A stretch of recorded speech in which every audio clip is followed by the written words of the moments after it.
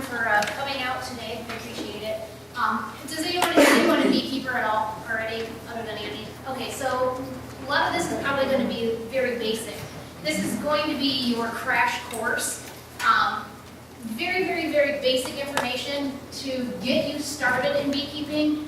And on the next slide, to make it very clear, research, read, learn, don't stop here. This is not going to be what you need to know about bees. This is kind of just an introductory. There's so much more information out there, things that can happen with your hives.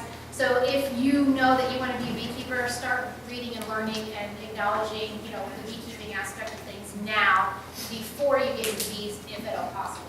I didn't do that on accident, but bees found me first, so then that's when I took things up. Like I said, I'm the Summit County Apiary Inspector. Last year I was Medina's inspector, and so I got like a nice little area up in Medina, and I would go out and inspect the hives. The whole purpose of the inspector is to just make sure we don't spread disease. Other than that, my husband and I own a company called Mueller honeybee removal, and what we do here in Akron is we save honeybees. We're saving them one hive at a time. We do swarm removal, and we also do cutouts. I was invited by Carol Bessemer. If anyone knows her, we actually did a cutout for her in their, what would you call it, cooler. I think that they were putting a new roof on, and the bees were actually living in the ceiling of their cooler, so we had to cut the wall open and get the bees out so they could put a new roof on. So that's how Carol actually ended up meeting us. So the basics, what do you need to get started? These are the bare minimum of things. Obviously, you're going to need your bee suit. I don't ever recommend anyone getting into the hives without a bee suit or at least a veil, because even though some people can connect with the bees, they're insects and they don't have brains and they can't say that they like us or don't like us, so they're going to have good days and they're going to have bad days. Okay, fine, we can pop the top open here on an occasion, but I would never ever do an inspection without a bee suit. Your smoker, right over here I have an example of a smoker. You put certain items in it. Right now I think I have white pine needles. That's my favorite. They're free and they're cheap and they're all over the place. Some people use bark, some people use, I think it's horse gravel or something like that they use inside of it. And I mean, you can basically use anything that's natural and going to create a natural smoke, nothing that's going to like poison your bees. No, you would never want to use plastic, obviously. So you can use gloves. I don't, because I prefer to feel my bees and make sure that I'm not squishing them when I'm going through my hives. These are the typical bee gloves that you're going to find at any type of beekeeping store. They're typically made out of goat skin. They're very hard to work with because they're usually very coarse and hard and you can't bend your fingers. I personally, when I do use gloves, I usually use Mr. Clean's dish soap gloves because I get them in a small and they fit real snug over my hand, and they can't sting through those as well. So you also want your hive tool. So these are two different hive tools right here. Of course they're dirty because I use them. This one's my favorite because it has a J-hook, is what you call it on the end, and when you're going through your hive you can use that to pull up the frame when they're really stuck with propolis. This is the other one. It works just fine. I used it for years. It's just that I prefer this one. It's a little bit more expensive, but when you're only spending $5, I would go with the J-hook if you have that opportunity. And then you have your equipment right here. I brought a brand new medium hive setup. You typically want to have 2 more boxes, but just so you know, they literally just sit on one another. There's no hooking and snagging or anything like that. It's literally just a matter of placing it on top and setting it down back. So then inside of it, you're going to have your, this is your hive, and then you're going to have your frames inside. We have another slide to go through each piece here in a minute. So there's many different types of hives. There's the Warre hive, the top bar hive, the Langstroth is what is the most common. This is a Langstroth hive right here. The Warre hive, although they are absolutely beautiful, there's one over here to the right with the roof and the coat box. They actually are uninspectable typically, so as a county inspector, when I come out, I actually can't even get into it, so it's illegal. Not that I can actually do anything about it, but I can't inspect it the way that it's supposed to be required by the state, so I have to write on there that it's a violation. They don't really do anything about it, but I can't check for diseases and pests inside, and so it's not recommended to have one of those. Top bar is something that also, it's not very common around here in Ohio. Everything that I've heard is that people don't have a lot of success rate overwintering it, but ask one beekeeper and you get 6 answers, so you never really know. Some people prefer them and some people don't. So what I'm going to cover is the Langstroth hive because it's the most common, it's what I use, and it's the most easily accessible around here when you're trying to buy equipment. This is a Langstroth hive. This is called a medium setup because they only have medium supers, just so you know. These are called supers. So what you have when you get your hive, it depends on where you're buying it from. There's different places to buy it, but typically people buy it as a kit, so you're getting everything in one. This did come with 3 other mediums, so this is a medium. It does have 3 others, I just didn't bring them all. So this is your top, and it comes right off of there. Please set that down. This is your inner cover. And your inner cover has an entrance point right here so that your bees, when this goes down, your bees can come up through the hole, the center right here, and they can travel out, so that's just another entrance for your bees. You don't have to have an inner cover if you don't, just so you know, but it's just, it kind of makes things easier. So when you're pulling your hive top off, your bees aren't immediately right there. You have something to block the wind and stuff when you do use your inner cover. And then these are your frames. This is an 8-frame box. You can buy 8 or 10 frame. I prefer 8-frame because one, they're easier to work with and they're lighter. And then also, the 8-frame mimics more of a tree setup, which is what the honeybees are going to naturally, so it's a little bit smaller of a space, and they don't have such a hard time maintaining their temperature or heat in the winter in something that's smaller. So like I said, these just sit right on top right here. When I'm doing inspection, I always turn my top this way, and I put my boxes on so that they don't flop. And then I would do it like that so that I can get into the hive. So this is your bottom board. You can have a screened, so this is obviously screened because I can see you. The other option is a solid. Here in Ohio, I prefer to have a screen board, but I'm not picky when it comes to trying to shove my bees into boxes as fast as I can because we catch so many swarms every year. But when I go into winter, I prefer to have a screen because it does help with the flow, and also when your varroa or your small hive beetle, if you have anything like that, they'll go through the screen and they can't technically come back up. You can also get an IPM board, which is a piece of corrugated plastic, and you just slide it underneath. You can use that as your method of checking for varroa, and also as a wind block for the winter. So let's get that over here. If I don't move it, I'll trip on it. So.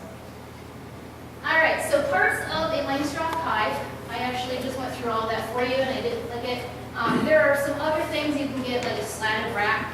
If it's very hot through the summer and your bees are really congregating down here towards the bottom because they're going to go straight into where the queen is and kind of cluster around her, you get a slatted rack to give them a little bit of extra space. It's basically just a little thin board with slatted racks on it, like little tiny lines on it, so that it helps boost some more airflow to go through there and give more space for the bees to land when they come into the chamber. You can also get a landing board where your bottom board is going to be sitting on it. It's really unnecessary. Some people like them because it makes it look pretty, but other than that, they're really not necessary. There's a table right over here if you guys want to sit down. Right over there if you want. You know what, we're going to wait until the rest of our family comes over. And then also you can get an entrance reducer. I'm pretty cheap and lazy, and usually I use sticks or a brick or something, because when you first put a brand new hive into a box and have all this space, you want to be able to protect your bees from other bees that might come in and try to steal their honey. So the more you can reduce the entrance in the beginning until they build up, the better, so they have a less area for them to have to defend. So then there's different types of bees. I'm sure if you're familiar with beekeeping, you'll probably have heard, battalions are very common in this area. And also Russians are kind of common in this area as well. You also have Italian, Russian, Carniolian, Buckfast, Caucasian, Cordovian. Cordovian is probably my favorite to look at. They're a very blonde color, but very, very beautiful. If you're asking me, breed doesn't matter because all I want are overwintered Ohio genetics. I consider my bees to be mutts because I want the genetics from the feral colonies in the area so that my bees can withstand the Ohio temperatures. So if I were ever forced into having to buy a package of bees, I would probably pluck that queen out of there and buy a queen that had Ohio genetics so that the chances of the bees surviving over the winter are higher. Then you can also buy a package or a new. A package is basically right here, it's kind of hard to see. This little box right there, it's filled with bees. You typically buy them in 3 or 4 pounds, and you get 1 queen inside of there. They typically ship in from Georgia or California on like a giant semi truck. I'm sure everyone has seen in the news where like let's tip over and there's bees flying everywhere. It's really bad news. I don't personally prefer to buy packages because when you're putting them in, you never know if they're going to stay. And I've heard the horror stories where someone will buy a package and they fly off, and then they buy another package and they fly off, and you buy another package. And you might get some bees that stick around then. I wouldn't personally take the risk, but I know it's very common. As long as you keep the queen in there and they'll start building out, you should be okay. My preference for nukes, that's what I sell because that's what I would want to buy. And a nuke is an established colony, but you're only getting 5 frames. So I typically sell medium nukes, so you're only going to get 5 frames, but they're going to have all this built out, and it's going to be brood and nectar and pollen and honey and bees, and your queen as well. So what you're going to do is you're going to get it in a cardboard box, and you're just going to take these 5 frames and put them in your own hive. And now you basically have an established colony already ready to go, and the chances of them leaving are very unlikely because they already have everything that they need here. When you do buy a package or a nuke, I always tell people in the beginning, feed them. Because your first year, the whole thing that you want to do is you want your bees to be able to build out this whole hive. You really, ideally, want to get up to at least 4 mediums or 2 deeps before you go into winter. And the reason for that is because they need all of that food to be able to survive over the winter. So when you're feeding them, they're going to be able to use that sugar water. It's typically what it is in the spring. It's 1-to-1. In the fall, it's 2-to-1. So 2 cups of sugar to 1 cup of water. And you're just giving them the opportunity to build out their brood and their comb and their wax and everything that they need to be able to survive. Your second year, once your hive is already established and they're already in here and they've already built out their comb, you really don't have to feed them unless their stores are very low in the spring. Then you would feed your bees because you want them to get a really good boost going early in the spring. But once the flow comes in of the nectar, you're really not going to be needing to feed them. And if you do feed them, sometimes you'll cause swarming, where they don't have enough space to be able to put all that food, and so they're going to try to reproduce on their own because they don't have enough room to be able to lay eggs. Does this all make sense so far? Anyone have any questions?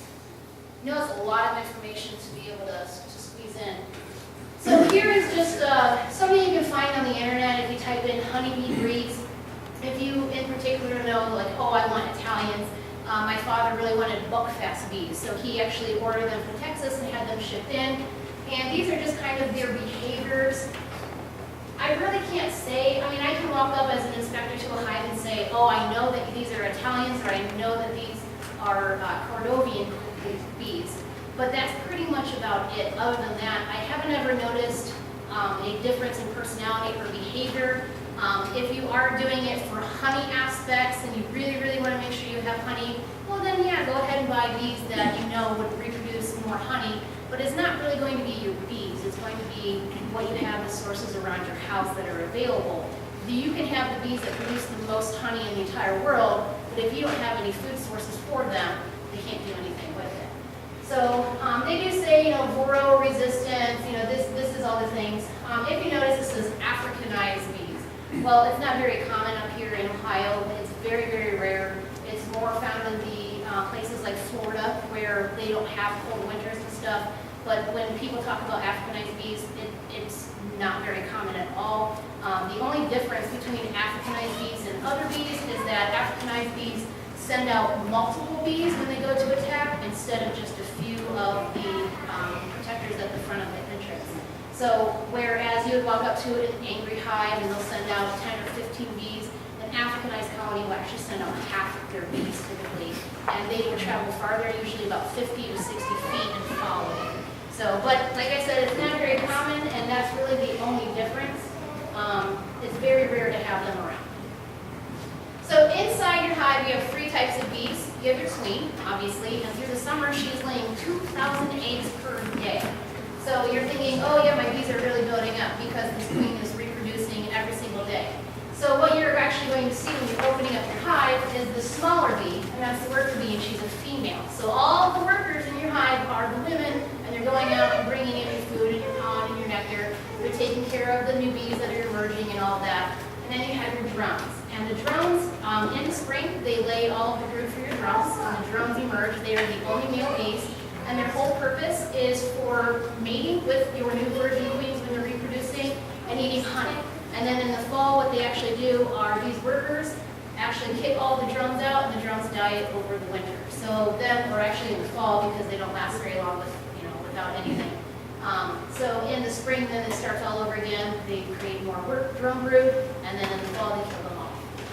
So in addition to that, you're going to have your worker brood, and when we go out to do the inspection, I'll show everybody, the difference between worker brood, drone brood, and hopefully no queen cells, Andy, right? We'll find out. So, but yes, you are going to have, I think I have some pictures after this, but you have worker brood, drone brood, and then occasionally, once or twice per year, unless it's this year, which seems to be a little bit crazier, you only are going to have a swarming season twice per year. In addition, you're going to have your nectar. Your nectar turns into your honey, and then you're going to have pollen, and you're going to have propolis. Propolis is actually collected from trees. It's a sap, and they use it as medicine in their hive.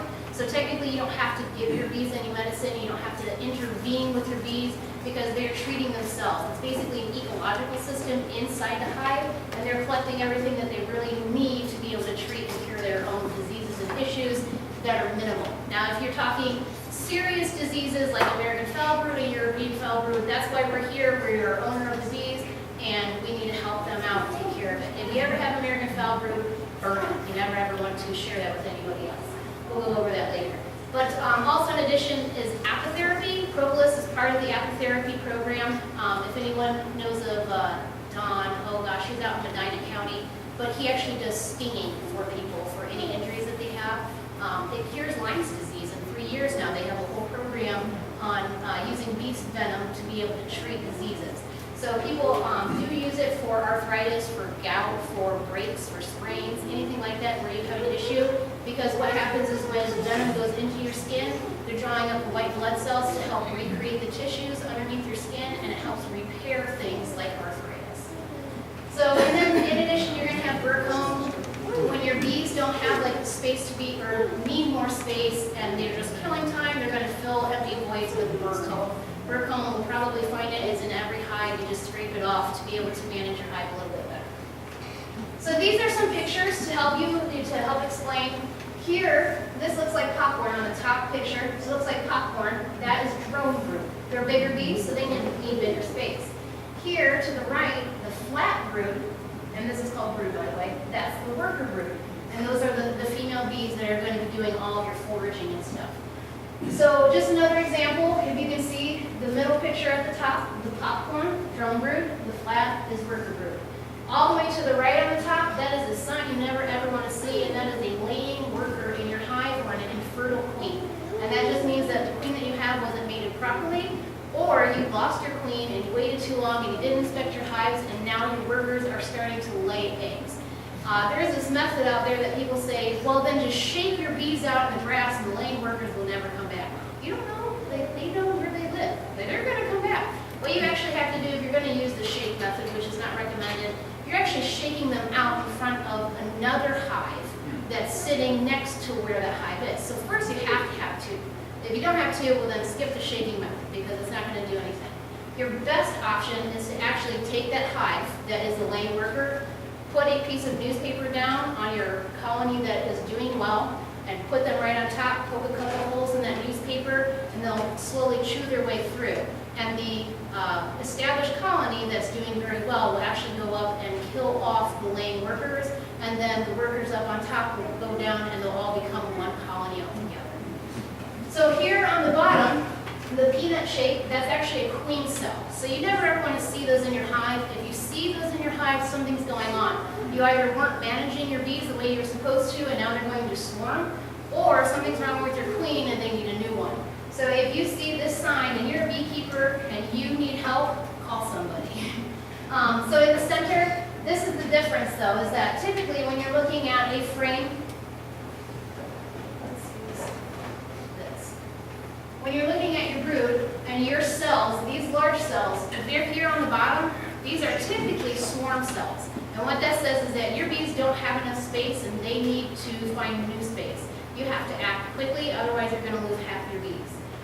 If they are sporadic throughout the top or even the middle, something's probably going on with your queen and you need to make sure that she's either there or or find out, what the cause would be for concern for the bees to want to have a new queen in their hive.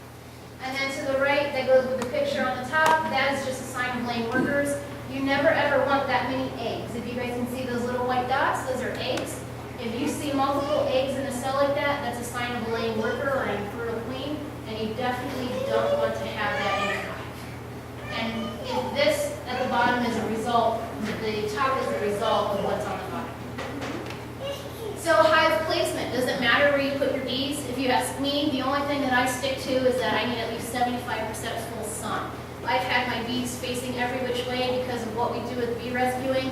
We often get hives so quickly into our apiary that I'm just literally throwing them in the yard and wishing them well while I run back out and catch another swarm.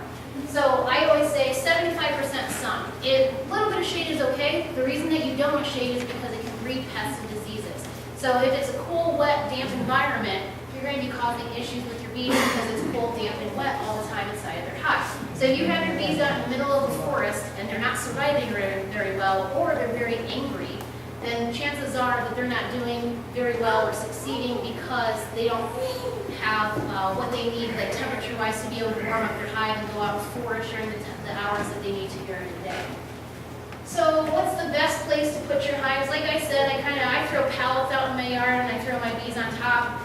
If it were, a situation where I had the time, I would probably do cement on the ground because I hate weed whacking around my bees, but that's what we're dealing with right now. So if you can, it doesn't really matter, bees aren't picky. You can use mulch, you can use a pallet, you can just, I would never recommend setting on the grass because you do want them propped up a little bit just so that raccoons and skunks or any other issues. Like right now I have a spot in my apiary where I have a pallet and I have 3 hives. And all of they're called virgin queens when you have a new queen that just emerged because she has to go out and mate. They've not come back. And then I kind of realized there's snakes sitting around my hives and they're like snatching my bees off very quickly. So, like I said, food off the ground helps prevent raccoons and skunks because they don't want to stand up and expose their chests so they don't get stung. So the higher you can have it, the better, but you don't want it too high because if you think about it, you have 3 more boxes on here and your top. So you're going to have to be able to work that. One of my favorite people that I inspected out in Medina, she was very nervous about her bees, so she just kept adding boxes. And by the time I got there, it was like 2 or 3 bees and like 6 mediums, and she had to use a ladder to get outside and take the top off. And I said, have you ever thought about splitting? No, I didn't. Let's do this today. So if you're seeing issues with aggression, like I put my bees in the box and they were fine, and then like 6 weeks later I come out and they're attacking me, there might be like a raccoon or a skunk that's bothering them. And my sister had some out at an orchard out in Kent, and her bees all of a sudden became very aggressive, one hive in particular. So she decided to sit outside and at nighttime and watch what was going on. A raccoon was actually crawling up on top of the hive and tapping on it. And then the bees would come out and it would eat the bees one by one, pluck them out of the hive. So she learned very quickly that there was a raccoon issue where her bees were. You also want them to be easily accessible. I inspected a hive. It was probably one of the coolest places that I ever have been. But you had to literally drive on a golf cart a mile out nowhere to over a bridge and everything to go to these hives. And I thought, well, had I been here by myself and you guys weren't here, I never would have found them. But for them it was convenient because one, they have like 60 acres and they didn't want to bite kids. But just being able to get out there, you have to take your equipment with you. And if you think about it, when you're pulling your honey off the second year, not your first year, when you're pulling your honey off, this is probably going to weigh 60 pounds. If you have a deep, you're looking at 80 to 100 pounds, you have to carry that home. If you have to hop fences and electric fences and all these things, do you want to do that? So just make sure that where you have your bees is somewhere that you can be easily to be able to take equipment in and out of the place. And just easily and manageable. Like I said, the lady on the ladder, you really don't want to have a need for ladder to be able to get to your bees. It's just inconvenient for you as a beekeeper. Make it easy on you. This is your equipment, your bees, your thing. So make it something that you can do easily and don't get irritated or have to take half a day off of work to be able to get it completed. When you are a beekeeper, you should be inspecting your hives every 10 days. Once they're established, like you're putting a package in, you're kind of letting it go for a couple of weeks. You're going to inspect about every 2 weeks in the beginning, but once they're an established colony, every 10 days. And the reason I tell people every 10 days is because typically when your bees decide that they want to swarm, you have 10 days until they swarm based on the weather. So when they say, oh, we want a new queen, it's going to take them 10 days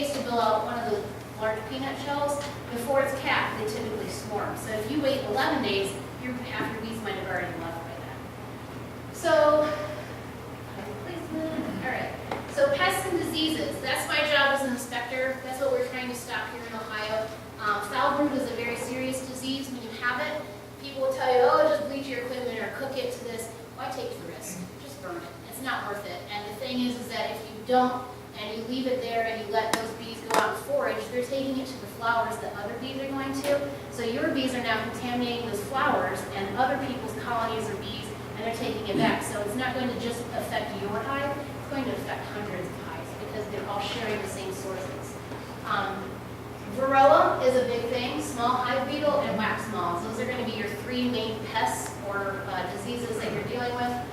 Varroa, everyone's probably heard of Varroa if you know anything about bees. It's a little red bloodsucker that a lot of beekeepers are dealing with. If you talk to people that have been beekeeping for 30 years, they will tell you back in the 70s and 80s, I had no problems. My hives would overwinter for 5, 6, 10 years at a time. And then once Varroa came in, I think it was what, the late 70s or the early 80s, somewhere around there, all the hives started dying off within 1 to 2 years because we can't keep the control on top of this Varroa. Every beekeeper has their own method of treatment. I'm going to basically go off of that here in a minute. But I personally currently am treatment free. I can't say I will always be there, but I haven't had to treat, and I try to maintain not having to, because like I said, it's an ecological system inside and I don't want to alter it. However, if I ever got American foul brood, I would burn my stuff as fast as I can because I don't want those diseases around my hives. Small hive beetle, I have pictures of these on the next slide. There's a little tiny black beetle. You will have them in your hive, and it's okay. You'll see one, maybe two. If you're opening your hive and you're seeing 15, 30, 50, or anything like that, or you're seeing little larvae of them, you have an issue, something's wrong. Well, what is wrong? Your colony is weak. It has nothing to do with, oh, the small hive beetle came in and they did something.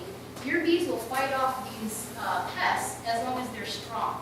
Most likely you had either a infertile queen or a lame worker or something that made the hive weak, and then your small hive beetle moved in after that.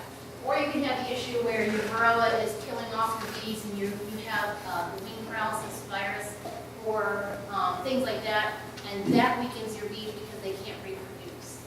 So like I said, American foul brood, European foul brood is very similar to it, but it's not as gross. It's still bad. You have to use terramycin to be able to get rid of that, and you should report that to the state just so that you can kind of get some information on how to treat it if you think that's what's going on. If you walk up to your hive and it smells like death, something's wrong and you need to do something about it. You'll be able to see like the larvae are dying, they're black, they're gooey, things like that. If you're seeing those kinds of things going on in your hive and you don't know what to do, call a beekeeper, call a mentor, call somebody that might have some knowledge about bees so that you can get some assistance. Because another thing is that goldenrod is everyone knows what goldenrod is, the honey that they produce from it smells like stinky feet. So if you walk up to the hive and you're like, oh no, I smell something, if it's the fall, hold on a second, call beekeeper gas. Because you don't want to end up killing your hive finding out that it was actually goldenrod honey and you could have actually collected the honey off of your hive. Like I said, not goldenrod, if it's stringy, I'm sorry, was there a question? No. Oh, okay, sorry. And then everyone's also kind of heard of colony collapse or an ascon that's going on with the bees. I don't have any experience with it. I know that there are newer beekeepers who will neglect their hive and then say they see some bees at the front entrance in the fall, and then in the winter they'll go in and check and all the bees are gone and they didn't die. I probably had colony collapse. Well, when did you check your hive? July. Did you know if you had a queen? No. Well, you can't really say it's colony collapse if you weren't inside your bees checking in on them, making sure that they were okay, because what can happen is you lose your queen, she can't reproduce, you have a drone laying worker, and then all of a sudden your colony basically just dies off one at a time really slowly, and so people consider it absconding, where you actually weren't reproducing enough bees to be able to maintain to have a large loss. So you have your pesticides and your herbicides and water contamination that can happen with when you have bees. If you have bees right next to a cornfield and you know that the farmer is going to spray, make sure your hives are turned the opposite way so that the dirt's not coming in, or take a sheet and throw it over. There's a website called the Crop Registration for Ohio, so if you know that the farmer is going to be spraying, they typically contact you 24 hours beforehand, throw a sheet over, you should typically be okay within the next day. And also absconding is usually a lack of inspecting for new beekeepers. Here it's not very common, but it can happen. And if you just need help, then you find beekeepers to help you out and be able to talk to them. If you're afraid, you know, like a lot of people when they get their bees, it's like 20,000 bees and you're scared, you're intimidated. And that's okay, that's normal. Everyone goes through it when you're a beekeeper because all of a sudden you're opening up this hive with stinging insects. If you need help, just ask. There are a lot of beekeepers out there that are willing to come over and help you, or at least allow you to come to their apiary so you can get some hands-on experience. So this to the left, these two, top and bottom, are varroa. This is inside of a drone cell. They used a pick to pull out the drones to do a mic check is what it's called. Obviously they have varroa. If it were the top picture and I were looking at that personally, I would probably say I really wouldn't worry too much about it. If you are seeing varroa in every cell or multiple varroa, well then you might have an issue, you might need to do something. Small hive beetle is in the middle. There's a little tiny black beetles right there. If you can see the comparison of the body of the honeybee, they're very small. They're not so small that you can't notice them. You will see them when they're walking around. And then when I said that if your colony gets weak, you might have them take over, this is them taking over and it's disgusting. Over to the top of the right, that's a wax moth. And at the bottom are the actual wax moths. If you're seeing spider webs looking tough stuff inside your hive, your wax moth came in and took over.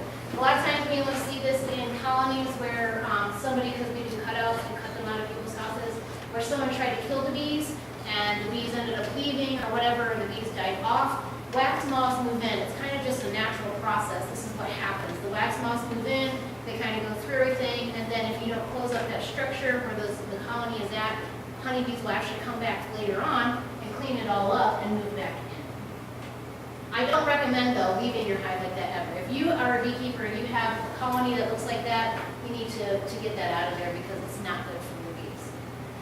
So there's also nosema. Nosema, this is like excessive nosema sign right here. This is something you probably won't see it anywhere near as bad, but I couldn't get a really good picture. I just kind of want to explain the difference. This is bad. That up there is a normal cleansing flight during the winter where the bees will come out and they'll poo because bees are very clean. They don't poo inside of their hive. So they're going to come out on the warm days. They're typically over 45 degrees in the winter and they eliminate and then go back into their colony. This is also a sign of American foul brood at the top and the middle. To the right, like I wrote on there, healthy brood. So if you're seeing something like this or something in the top, if you can see where the toothpick is going in, it's stringy and it's gross and it's brown. You also will have a scent that goes with it. Those are bad signs. If you're seeing bubbles or anything like contaminated inside, you're seeing, like all these are torn open, it just looks really bad. If you're seeing that, something is wrong. You want your colony to have brood that looks like that, where it's healthy and the larva is white and very happy and healthy looking. So what are some signs of varroa? Well, the biggest sign is one, you probably waited too long if you're seeing your bees crawling on the ground. And if you walk up to your hive and you see a bunch of bees out on the ground crawling around, observe them and look at them. If their wings are all tattered or very small and broken or they just don't look right, you probably have varroa in your hive. They're in the cell, and what they're doing is they're actually eating away at the bees when they're inside the hive or the cell.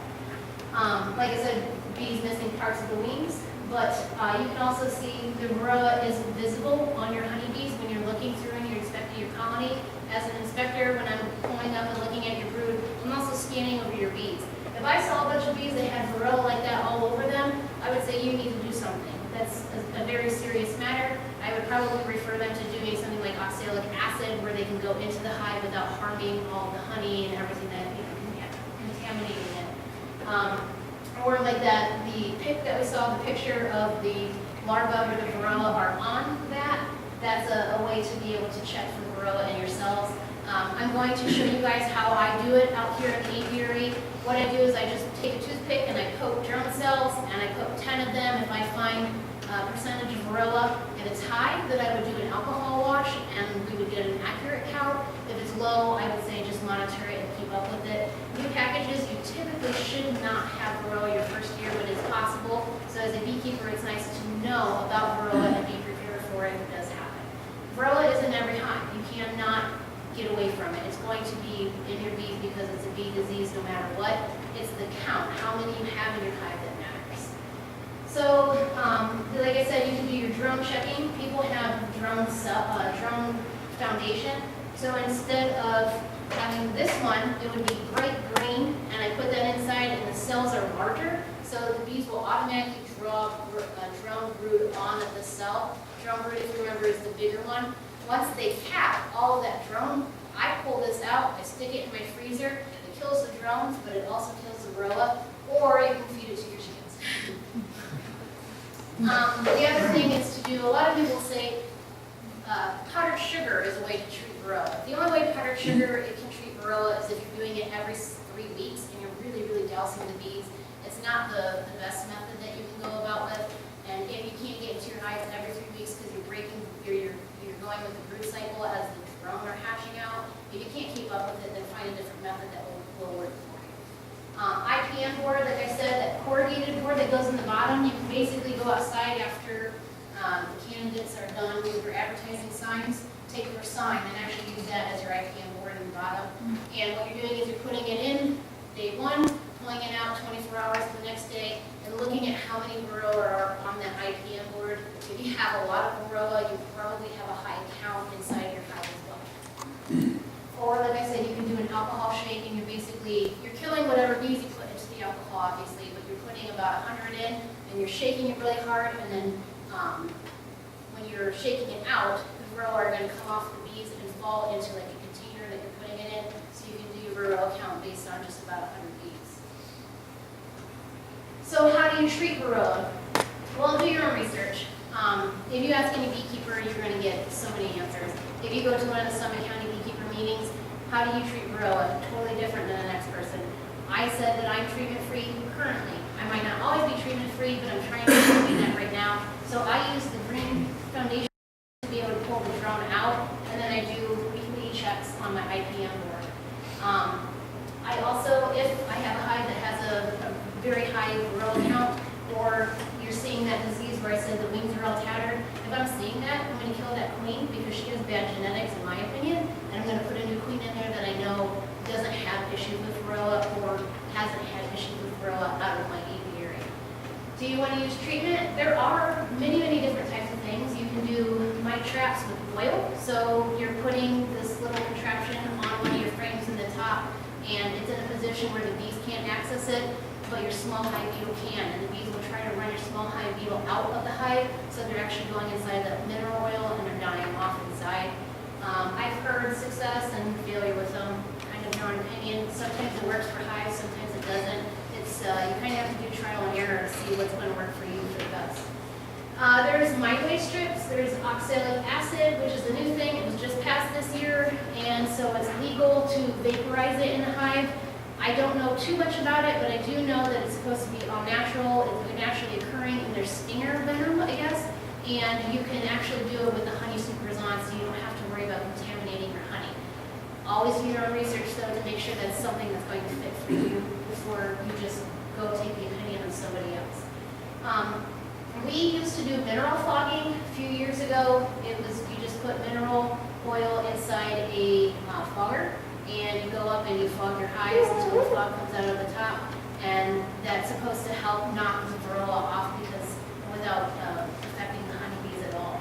I believe it was also safe for keeping your honey supers on.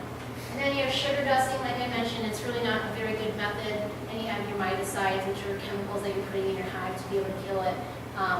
When you're putting in certain chemicals and stuff, do watch, because if you're going to have your honey in a hive and you're putting chemicals in it, those chemicals are going into your honey, and then you're going to be selling honey that has contaminants. So if you know you're using a chemical, make sure you take your honey off because you don't want to contaminate your own food and like your honey.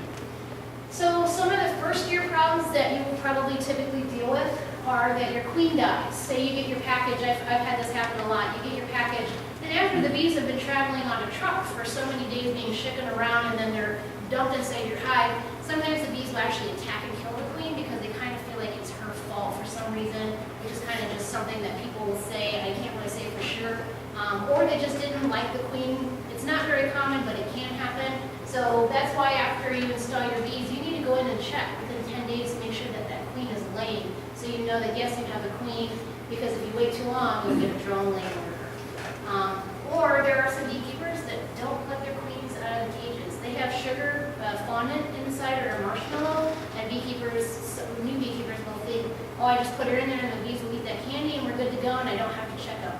I have inspected hives. Recently, actually, I went to somebody's hive and they had a queen still in a cage, 2.5 months later. And their hive was failing and they didn't understand why. And I said, you never let your queen out. So hopefully when I go back to check here in a month, things will have looked a little bit better. But I will say if it's a virgin queen, like you caught a swarm and you have a queen that hadn't gone out and mated and you have her in that cage for more than 2 weeks, well, you're never going to have a very good hive because that queen, it's too late for her to go out and mate. She won't mate properly, you'll have issues. So always make sure that, 10 days after, at least 10 days, you're getting in there to make sure that your queen has been released because you want your hive to thrive. Also, you might accidentally pinch her. I think a friend of ours had like this accident like one year where she just kept pinching her own queens on accident. When I say pinch, it's when you are taking your frames and you're putting them back in and you didn't realize that your queen was like in between or on here, or you turn it and you actually pinch her and kill her or injure her in a way that the bees will kill her because they know something's wrong. So that's, it's not very common, but it is something that can happen. The other thing is that they don't have enough food stores. Like I said, putting your package in, make sure you're feeding them because they really need all of this filled for them to survive the winter. If they don't have enough food, literally, this is what I do. If I go to my bees and it's September, October, and I'm closing them down for the year, and I look inside and we only have these 2 mediums, for me that's not enough honey in there, that's not enough food. So I will take this inner cover, which is already on the hive, and I literally take white sugar and I pour it on right here. I know some people use newspaper and lay the newspaper here and then pour the sugar on top. I'm really, really lazy and I don't feel like doing that, so I just put the sugar right here on top. I was able to successfully overwinter 12 out of 14 hives this year. I can't say that's what did it, but I do know that when I did check on my bees, they were eating that sugar because they didn't need it. And if I not put that sugar on top, I probably would have died. So feed your bees, sugar water, syrup is not honey. So say this is your 2nd year. Some people said they're a beekeeper. Well, it overwintered and now we're in our 2nd year of beekeeping, but they've already filled out 4 boxes. If you have a feeder on top, what they're taking from that feeder is what they're storing in their honey. So if you have sugar water in your feeder, they're taking that sugar water and putting it in the honey. So you actually don't have honey. Yeah, they did turn it into honey, but it's not legitimate real nectar honey, it's sugar water. So make sure that if there's a good flow going on, you're not feeding your bees in addition because you're not getting real honey in that situation. Also not inspecting enough, like I said, every 10 days for the summer because you just want to make sure you're not losing your bees. You just paid, $120 to $200 for just the bees. That's not the $200 equipment. You don't want to lose them, Just do what you can to make sure that you're maintaining your hives. It's not common, but it does happen, swarming the first year. This year was a bad year for beekeepers to start because it seems like the weather being early caused a lot of swarming to go on. I typically catch about 25 swarms per year. I caught 25 swarms before June. So that's a huge difference compared to where it has been in the previous years. So make sure that your hives are not swarming. How do you inspect your hive? We will actually go through a step-by-step out there, so I won't focus on it too much. But basically, you're lighting your smoker, you have your suit on, you have your hive tool ready to go. Don't set it down. I lose these all the time. It's ridiculous. I will go to do something and I'm like, where is my hive tool? And I have to go back to the garage 6 times because I forget by the time I get there because I forget. But you just pop in the entrance, pulling up your top, puffing the top. That should be more than enough. If it's not, you kind of know. Listen to your bees. They're going to start humming and making different sounds when you're opening up the hive to let you know if they're irritated or they're not. There are bees who all go to get into a hive and they're having a bad day. I close it back up and I go to the next hive because I'm not going to mess around with getting stung if I don't have to. There are bees that you have to inspect your hives, but if you don't have to irritate them to get them to the point, it's not common, but just pay attention. It's like any animal. If a dog's getting upset, irritated, you're probably going to let it go. Do the same thing with your bees. Just have respect for them. Remove your inner cover, take off your top boxes, The way that I like to do it when I'm doing a full inspection is I want to start with my bottom box. And the reason for that is because there's bees in this box, there's bees in this box, there's bees in this box. So the less bees I have to work with at one time, the better. So I'm going to take all of these boxes off and set them down to work with this because I'm only going to have to work with this many bees. If I'm working up here and all these are filled with bees down here, I'm going to have more bees by the time I get down to this bottom box. It's a little overwhelming if you're a beekeeper and you have your entire colony sitting down here ready to wait for you. And then you will pull out your side frames. I'm going to show you all this outside. But you're going to pull out your side frame and move each frame over so that you can work and manipulate with your bees and have the space. Typically, to be able to find your queen, you're going to be looking and observing. Your brood chamber is typically going to be in the middle. Oh, look it, there's a whole bunch of bees on this one frame. The queen's probably there. Can't guarantee it, but always, pay attention to what you're looking at. The more bees focused in one area, your queen's probably there because they do circle around her and maintain the frame that she's on. And then every time you're in your hive, you kind of want to have an idea. When you're a new beekeeper and you first get your bees, you go, okay, I'm going to look for eggs today. I'm a brand new beekeeper, and I open my hive, and I'm like, oh my God, there's bees in there. Oh! And then I close it up, and I'm like, did I see eggs? I didn't see anything because, man, that was overwhelming. There's 10,000 bees in there. So each time, go outside and try to have a mission of what you want to do to set one goal. I want to know if I can find my queen. Then I'm going to go out and find my queen. Because when you're starting off beekeeping, it's going to be overwhelming at first, and so you kind of want to just do one step at a time. If you're deciding I'm going to find the queen, I'm going to look for eggs, I'm going to look for the drone, you're going to be in a hive for an hour and a half. You're probably going to make your bees a little irritated because you're in there for so long. So try to just take one idea. I'm going to focus on this one time, go through the inspection, find whatever it is that you're looking for as opposed to your hive, and then go back 10 days later and look for the next thing. So overwintering your hive, crash course here is just very simple. You can do anything. You can wrap your hive. You can put entrance reducers on. You can put your IPM board in. The only thing that I do, I'm a lazy beekeeper, I take a piece of that pink or blue insulation and I put it here in the top, and that's pretty much all I do other than pouring sugar.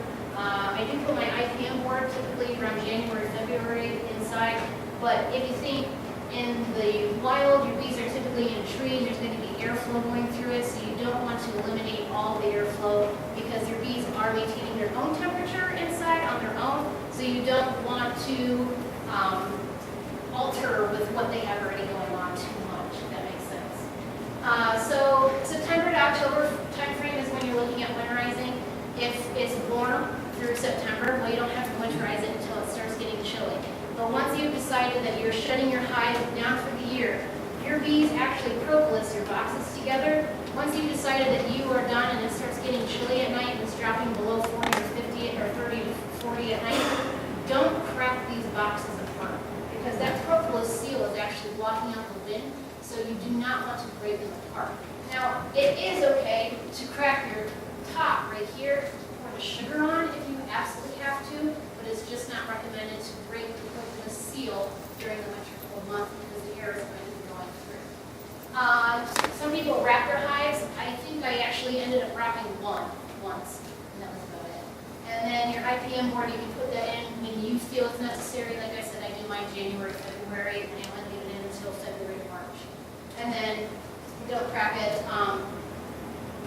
The other benefit of having sugar on top is that it also takes some condensation out. That actually can be a problem. The other good thing about having your insulation in the top up here is your condensation will drip on the outsides of the insulation.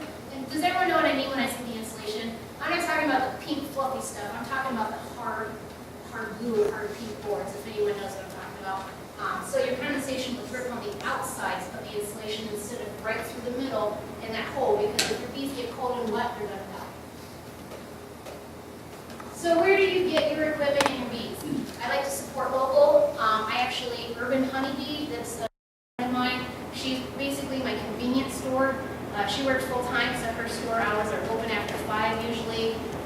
They're always around. They're always willing to help somebody out or leave it outside for them to pick it up. So when I call her and I say, hey, I need a medium box or some frames or whatever, they'll set it outside. I'll go over, put a check in a mailbox, It's only 15 minutes down the road from me, so it's very convenient. If I need to do bulk orders, I usually get it from the Amish because they're a lot cheaper out there. So I typically make an hour drive and do a very large bulk order. But if I'm doing local, it's going to be Laura Urban with Urban Honeybee, bees from Ohio.com, or Blue Sky Bee Supply. Has anyone ever heard of Blue Sky Bee Supply? Jamie and Melanie Moorhead, really great people. I was actually out there today. Very, very nice. Their hours are limited though. I think it's 1 to 4, Tuesday through Saturday. So always check to make sure that they're available on the day that we need to get out there. They have absolutely every single thing that you need at Blue Sky. Equipment, honey, frames, everything that you need. Same for Queenright. Queenright also sells packages. I don't think that they sell nukes, and they are located in Spencer, Ohio as well. So as the county inspector, like I said, my job is to just help prevent the spread of disease. It's a $5 per apiary, it's not per hive. So I have 20 at my house in Firestone Park. I have 20 out at in Hartville behind Bates Valley. I have 15 over in Springfield. So that would actually be $15 for those 3 apiaries. Yeah, I have like 40 hives. I'm only paying $5 per apiary. So make sure that you send in the correct amount when you are. The goal is to help prevent the spread of disease and help new beekeepers learn about their hive. A lot of times I'll go through all of my inspection sheets and I'll look for people that have 1, maybe 2 hives because I usually know that they're probably a new beekeeper. I'll go out and talk to them and say, okay, well tell me what are you having problems with inspection, or what do you want to know about, or what do you want to learn. So it's actually kind of like a free lesson for you to be able to have a beekeeper come out that has experience and to teach you what you might want to know or need to know, or have some questions to ask. I mentioned the Ohio Sensitive Crop Registry. Basically, if you live by a field where they're going to be spraying, go online and register. There are not very many people. I was actually very shocked. I think there was about 35 people, and that's for the entire state of Ohio. I was only looking at our counties, but it's just that you get put on a map to say, I have an apiary, so you get a 24-hour notice before somebody sprays, so you have time to go put a sheet over your hive, or to move it, or to do whatever you want, or just be prepared to watch your bees, because they are an agricultural asset. So, and what inspectors don't do, we don't tell you what to do with your bees. We don't care. We can't take your bees away. We can't. If you have American foul brood, we would recommend highly and probably be contacted by the state to burn your equipment, but we have no rights to be able to come onto your property and to do anything about it. It would just be a recommendation, and we would probably tell the local apiaries around you, like, hey, just be cautious and watch for this that's going on. So we are not the law. We don't really have any legal rights to be able to do anything. Basically, they're to just help beekeepers learn and to be able to not spread the disease. So then we have some city laws. Akron actually has some. I think they might be the only ones local to here. I think Cleveland has very similar to these. There aren't a lot of laws, and we really don't want a lot of laws on them because the laws will just restrict you as a beekeeper from being able to do things. So just be a respectful beekeeper and don't put them where it's going to harm people or be a nuisance to them.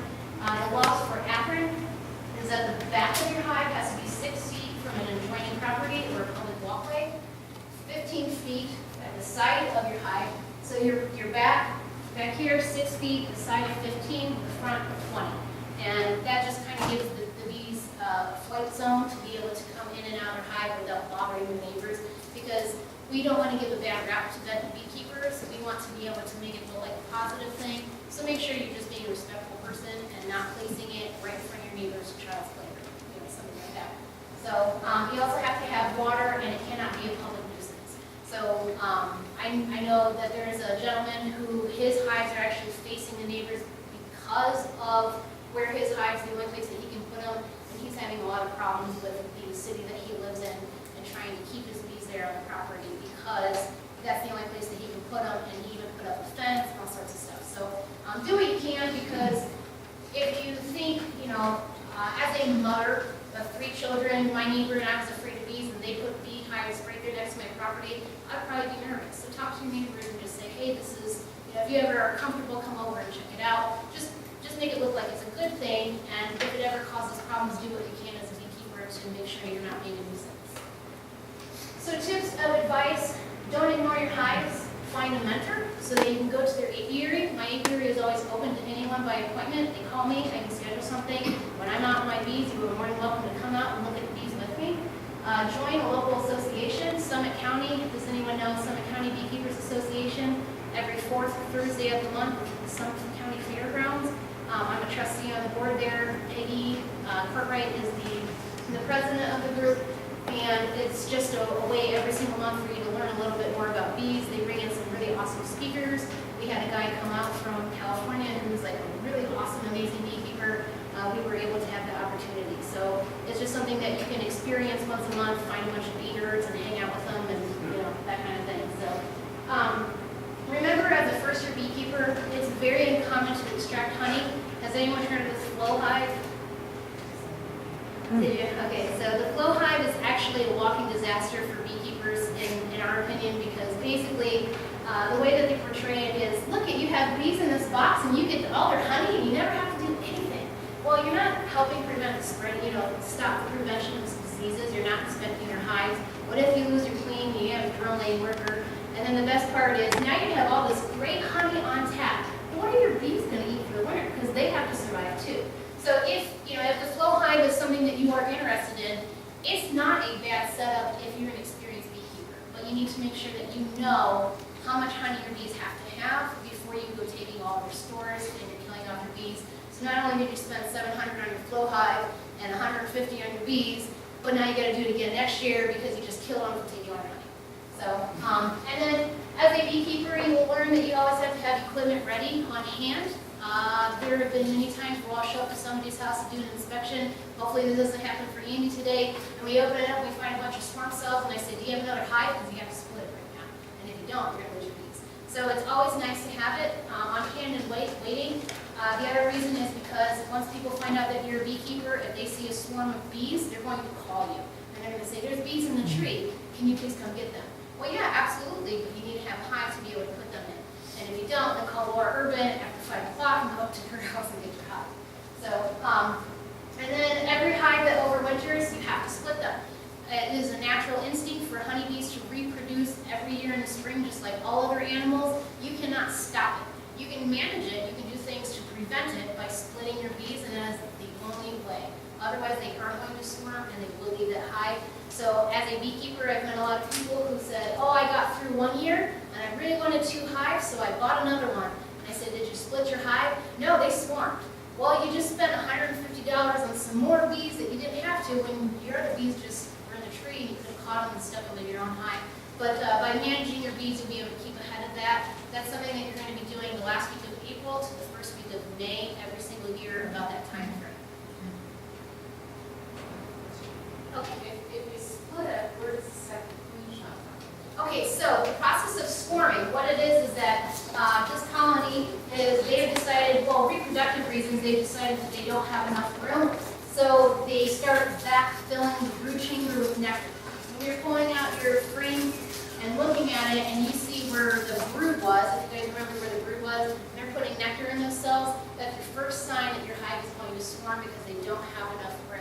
So in spring, reproductive-wise, you can't stop it, you have to split it. So what you're doing is you're taking that queen out of that hive, and usually about 5 strings of bees in a nuke, and putting them into a new hive. Because once your queen in this box says, I don't have enough space, I'm going to leave, if you split it and you leave that queen in there, she might still leave. As long as you take her out and put her in the new one, then she feels like she's swarmed already and she moved into a new hive. So then what happens is once that queen's out, the bees know they do not have a queen. Everything is run off of pheromones inside the hive. The pheromone of the queen weakens, so they know, oh, we don't have a queen. So they go to an egg that has not gone past about 3 to 5 days, and they develop that into a queen larva by actually feeding it more royal gel. So then this year what's going on is when you're splitting your hive, you usually get, 10 to 15 queen cells. But this year in particular, and I think it's because of the nectar flow and the warmer weather, we're getting about 30 to 40 queen cells per hive, and that's causing what are called after swarms. So once that new queen emerges, your virgin queen, there's so many coming out at one time that they're leaving the hive. And when they leave the hive, they're taking portions of these. So you have this bustling hive that you didn't keep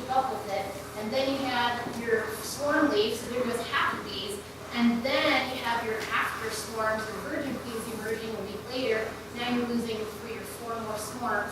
When you go to inspect your hive, you only have this many bees left. It's okay, they'll go back up as long as your queen goes out and mates and comes back and you're checking on her. But it is something that you want to not have to deal with if you don't have to. So, does anyone else have any other questions? Are you better off waiting until they produce those queen cells before you split? The difference is this, is once they have decided that they're going to swarm, and the cells are in there, you have to pull that queen out. So if you're not good at finding the queen, try not to take that risk or have someone come and help you, because you have to pull that queen out because the pheromone of wanting to swarm is kind of within that hive. What I usually do is I split about a week before I know swarm season's coming, so I can prevent that reason. I would rather do what's called like a dirty split, where you basically, I know that there's eggs in this box, and I know there's eggs in this box, and I'm just taking one off, sticking it on a new hive stand with the top, and now I have 2 hives, and one will make the new queen. Smoker fuel right here. So, if you, I actually steal it from my mother-in-law's house, but I carry a bag around of just white pine needles. So, yeah, you just collect them right off the ground from wherever. If you're driving down the road, you can stop and just pick them up, because usually people don't complain about you cleaning their yard. Come on. You actually have to get the boots with little bees on too.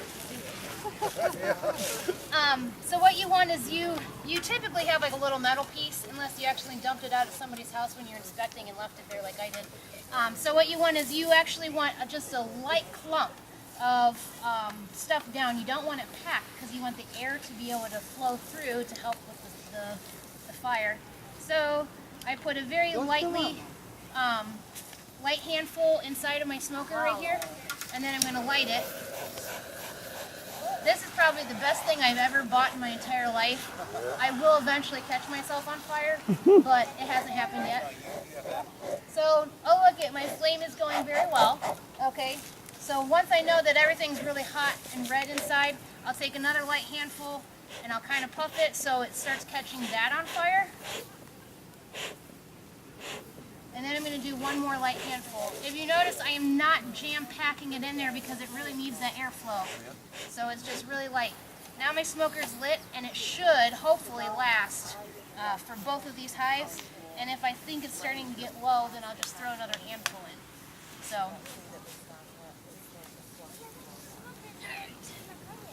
So I'm just going to show you. The first I'm going to do is I'm going to show you a full hive inspection, what you should do about once a month to be able to know what's going on in your brood chamber and with your bees. The second hive I will just do the bare minimum of an inspector just checking for pests and diseases. So the first hive will do a full inspection.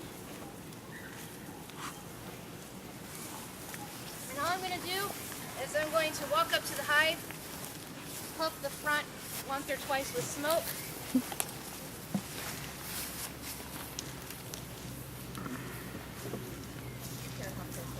No, you guys can come as close as you want, as comfortable as you are. And then I'm going to take my top off. You're going to see bugs, spiders, toads, frogs, anything inside. It's okay. It's really not that big of a deal. Ants are, as the hive gets larger and bigger, they're going to be able to fight all those things off, so you really don't have to worry too much about it. But this is my inner cover. I'm going to pull this up. And I'm going to set my inner cover. Never ever set your inner cover on another hive, because these bees. You're going to make those bees mad by taking this pheromone and putting it over there. But before I do that, I want to make sure, no, my queen's not on here, because that has happened. So I'm going to set it right here.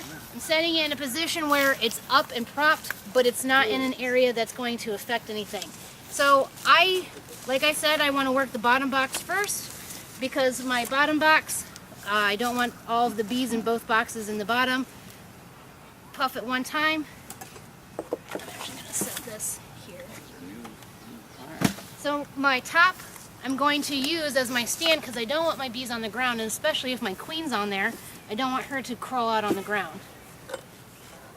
Oh. So I'm going to move this over. I'm going to catty corner it, because I don't want to squish my bees. Over your shoulder. Take my smoker, Oh, okay, I'm just going to hover over your puff shoulder. it one time. Okay.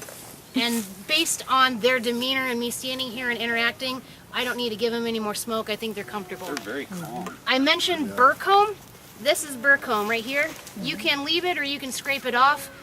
When you break the hive apart like this, it's kind of an inconvenience when you're putting it back on. So usually it is a little bit better if you do scrape it off. Do know, I mean, obviously you don't intend to kill bees, but sometimes you do. So, and you're also never supposed to really throw this on the ground next to your hive because you can attract pests and like small hive beetle. So, I mentioned I'm going to use my outside frame. I'm going to take this and I'm going to set it off to the side. And now I have this, 2-inch gap to be able to work with the bees. Well, they're not really doing too much here. I'm going to check in these cells. If you guys can see, it's shiny. This is nectar inside the shiny parts. And the stuff that looks like, you guys see that? Yeah. Oh, you got a snake? Wow, that's awesome. Right here you can see that it looks like Play-Doh.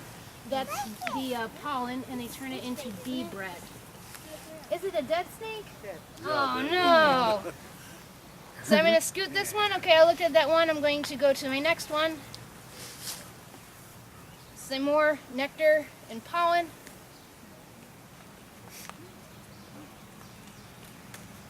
There's nothing on those frames. Did you manipulate your frames, Andy? Like move any around and stuff? I have. Okay. I was just wondering because there's honey out here on the outside and then a couple empty frames, so I was kind of wondering. Oh, I haven't shuffled them at all. Is there honey Okay. over here? There's nectar, if you saw, the nectar was down there. So here's going to be, this is the brood chamber. Like I said, your brood chamber is typically going to be the center. But if you guys look and observe, where are most of the bees? Middle. Right over here. So my chances of my queen being over here somewhere are very likely. It's not guaranteed. But by observing on the outside, I'm going to say my queen's probably over here because it doesn't look like there's very many. Or is that a drone? That's, that looked like a bee. I didn't really observe. So, okay, so we have some more nectar. Do you want to see something really cool? Yeah. Look at this. You're a big kid. Hold on a second. Right here, this is a boy bee. This is called a drone, and he doesn't even have a sting, so you can touch him and hold him, and he can't hurt you. We can't do anything to you at all, except squirt people on you. Sorry about that. You really did. All right, so that's just some more nectar. So far, right here, and I hate to disappoint you, Andy, it's not looking good. You know what I mean? Like I would, since these are April, I would have liked to see them have built out most of this so far. I don't know. I guess I didn't talk to him nice enough. All right. So, anyone, can you tell me what that is? It's brood. What kind of brood? Worker brood. Very good. Yep. So we're all looking. It's flat. This is a very good laying pattern, though. So that's really good. That's good. She might have just been a slow to start, or they swarmed, or who knows. So I'm looking in these cells, and obviously, like this is. Oh, no, I lied. I thought it was a small hive beetle. It wasn't. So I'm going to look. So the queen usually goes from the center and goes around. So right here, she's started laying more eggs again, and she's going back around. So these bees are all going to emerge, and the queen's just going to continue traveling in a circle and laying eggs as they emerge out, as long as they don't bring the nectar in too quickly. Yes, there are definitely eggs in there. So when I see eggs inside of this, that tells me my queen has been there within 3 days. So I know most likely there is a queen in there, unless I don't see eggs. If I don't see eggs, then something else is going on. How long does it take the queen to make that lap? I don't know that part actually, honestly. I don't know. Sarah, do you know? What? How long it takes for her to go around that? I mean, she's laying 2,000 eggs per day. So Well, once they hatch out in 24 days or 21 days or something, then she goes back and she almost like is there immediately when they start hatching out. yeah, so she just, I mean, it's just a continuous cycle. So here, I'll show you. This is what I was talking about, the signs of swarming. In these empty cells, these bees are emerging out and they're storing nectar inside of those empty cells. So as a beekeeper, I would say, oh, they're starting to feel like they might not have enough room. Based on what I'm seeing in this hive, though, you have enough frames to be able to manipulate them around so that the bees don't feel like they don't have enough room. So I don't see any. These are mainly worker bees, and the black ones that you're seeing, the big black ones, those are the drone. Let me just point that out to you guys. This one's a drone. That one's a drone. You see the size difference? All right, so someone had told me to talk about bee space. And I was like, what do I want to talk about bee space for? Bee space is when when you're putting your frames in, you want to always push your frames tight together so that your bees don't have space to build. And if they do have a little bit of extra space, they do this. And it's not a big deal. It doesn't matter. The only thing is that as a beekeeper, it's hard for you to work in your hives if they're always connecting the comb. Or if they have too much space, they'll usually build a second layer. So you'll have your flat brood, and then they'll be building some worker brood or other comb off of that. I'm going to move that smoker because that's like choking me out here. All right, so I was just kind of looking for the queen. Is she marked? She is marked. Okay.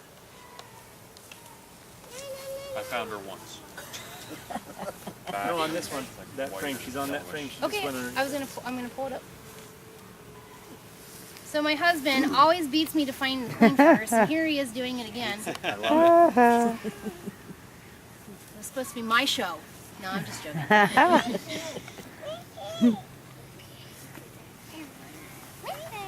So this is what I mentioned about how if they have the space, they'll build 2 layers. If everyone sees that, they built 2 layers because they had a little bit of space. So I would not cut that off. I would let it go personally because you really don't want, that's a lot of brood to cut off of there. And then my husband says she's on this frame. She's behind that, so she'll come out of it eventually. And then if you guys can see how I'm turning these when I'm inspecting, you never ever want to flop it that way because you can break your comb. You always want to turn it like this. So I can see both sides by using like a pivot. It does take quite a bit of time to be able to figure that out when you're really nervous with your bees. So you can always just use something and pivot it around to be able to check both sides. So let's see. It's a really big queen. I don't like laying over the wires. Here, I'll show. So he was asking, Oh yeah. do you see the lines in this? The line here, line there, line here.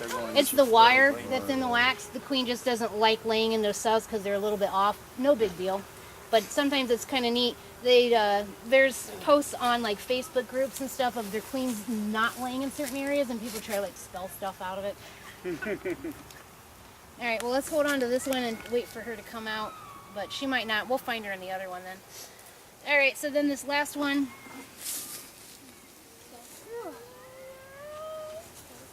I am. If anyone noticed, where'd my smoker go? Oh. Did you guys see that bee come out at my hand? Mm-hmm. Yep. Showing a little bit of agitation. One more puff of smoke, I mean, you are cracking their house open and going through it, Yeah, that's sure. Well, this is some more worker brood. I'm just looking it over. So as an inspector, I'm just kind of like looking at the bees. What do they look like? Do they look healthy? And they are starting to build this out on this side as well. So if this were my hive, and Andy, I can do it for you if you want me to. Since they're already all the way on this side and building on this, and then they're moving up into the top box, and they're not working on this side, I would manipulate my frames and move some over here to get them to start drawing those out. Okay. So I would move, you don't want to break your brood apart though. I guess I'd scoot those. You also don't want to alter the way that the brood chamber is. So if that frame was here in the middle, I want it to go back to where it was. They'll help your apple trees. Yeah.